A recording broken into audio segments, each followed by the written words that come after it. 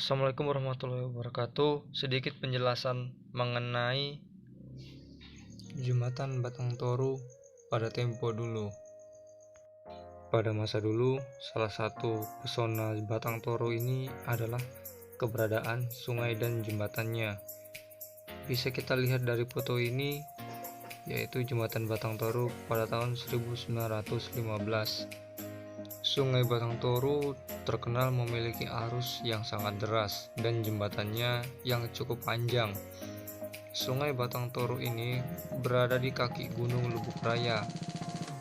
Bisa kita lihat dari peta ini, peta Batang Toru tempo dulu. Seorang penjelajah mengabadikan Sungai Batang Toru dan Gunung Lubuk Raya di dalam sebuah lukisan yang indah mirip aslinya pada November 1840. Penjelajah tersebut adalah Franz Wilhelm Junghun yang pernah melakukan ekspedisi di selatan Tapanuli 1840 sampai dengan 1845. Lukisan Gunung Lubuk Raya dan Sungai Batang Toru diambil dari posisi melihat ke timur, seberang Sungai Batang Toru.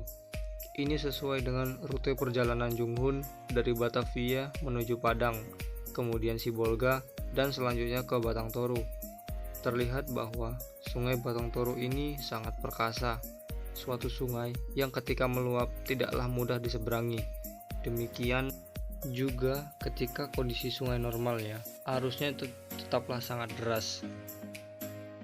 Salah satu upaya yang dilakukan oleh penduduk adalah dengan membuat jembatan suspensi yang terbuat dari rotan di atas Sungai Batang Toru.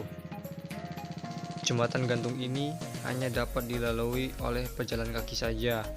Dengan adanya jembatan gantung ini, bagi penduduk akan memudahkan mereka menyeberangi dari dan ke kota Batang Toru. Hasil karya penduduk Batang Toru yang juga disebut Rambin ini diabadikan oleh Franz Wilhelm Junghun. Bisa kita lihat pada lukisan ini, yaitu jembatan gantung di atas Sungai Batang Toru pada tahun 1840 sampai 1845. Tentang jembatan gantung ini sebagai sarana transportasi perdagangan dari Angkola ke pelabuhan di Sibolga.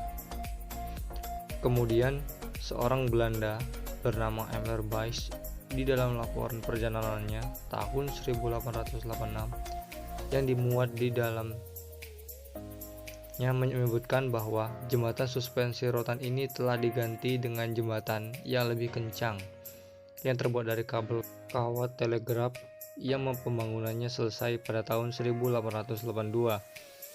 Pada tahun 1890, jembatan ala suspensi yang terbuat dari kabel dan kawat juga terekam dalam sebuah foto.